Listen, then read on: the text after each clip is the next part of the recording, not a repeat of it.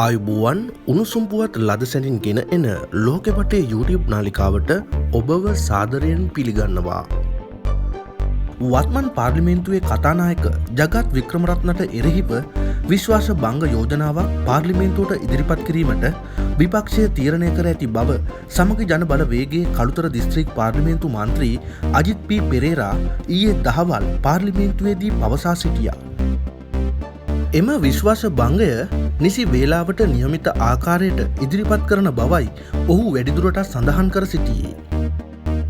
ආරක්ෂක නියෝජ්‍ය අමාත්‍ය අරුණ ජයසේකරට එරෙහි විශ්වාස භංග යෝජනාව දෙවැනි වරටත් කතානායකවරයා විසින් ඊයේ දින ප්‍රතික්ෂේප කිරීමට කටයුතු කළ බවත් පාර්ලිමේන්තුවේ ස්ථාවර නියෝග 76 වගන්තියට අනුව කතානායකවරයාට එකම කාර්යයක් සම්බන්ධයෙන් දෙවරක් නියෝග ලබා දීමට නොහැකි බවද අජිත් පී පෙරේරා සඳහන් කර සිටියා.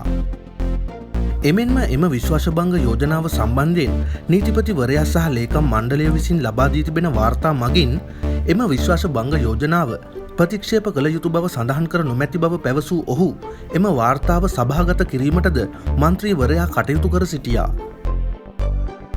මේ අතර හිටපු කම්කරු අමාත්‍ය මනුෂ නානායක්කාර අද අල්ලස් කොමිසමට කැඳවා තිබෙනවා.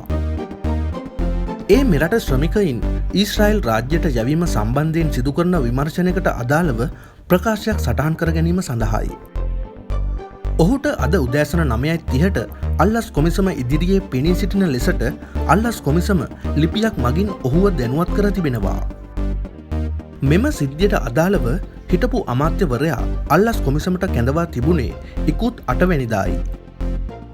එහෙත් ඒ වන විට ඔහු විදේශගතව සිටි අතර පසුගිය 24 වනදා රාත්‍රී ඩුබායි සිට මෙරටට පැමිණ තිබෙනවා. සංවිධානාත්මක අපරාධකරුවෙක් වන කෙහෙල්බද්දර පත්මේ විසින් සංගවා තිබූ බවට පැවසෙන මයික්‍රෝ පිස්තෝලයක්, ගල්කටා සවියක්, T56 වර්ගයේ මැගසින් 3ක්, T56 පතුරම් 500කට අධික ප්‍රමාණයක් සහ යුද හමුදා නිල ඇඳුම් කට්ටර 2ක් සොයාගෙන තිබෙනවා.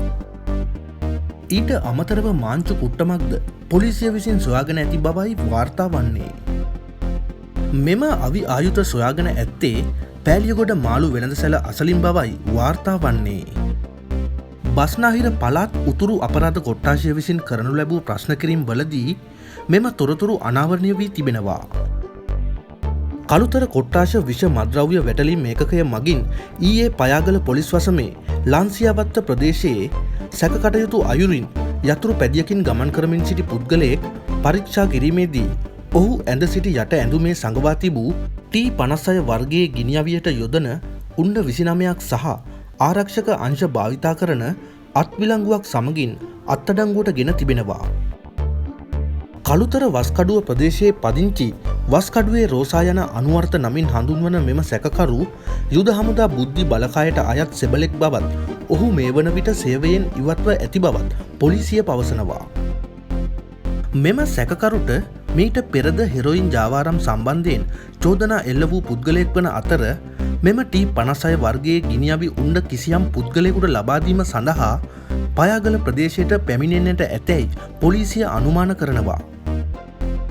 මෙම සැකකරු කළුතර මහේස්ත්‍රාත් අධිකරණයට ඉදිරිපත් කොට රැඳවුම් නියෝග ලබා ගැනීමට නියමිතයි. ප්‍රංශයේ හිටපු ජනාධිපති නිකොලස් සාකෝසිට වසර 5ක සිරදඬුවමක් නියම කර තිබෙනවා.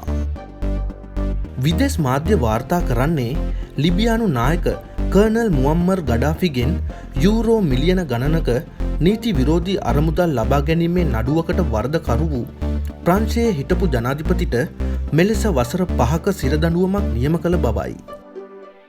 අක්‍රීය දූෂණය සහ නීති විරෝධී මැතිවරණ ප්‍රචාරක කටයුතු සඳහා මුදල් සැපයීම ඇතුළු මෙම නඩුවේ අනිකුත් සියලු චෝදනාවලින් පැරිස් අපරාධ අධිකරණය ඔහුව නිදොස් කොට නිදහස් කරනු ලැබුවා.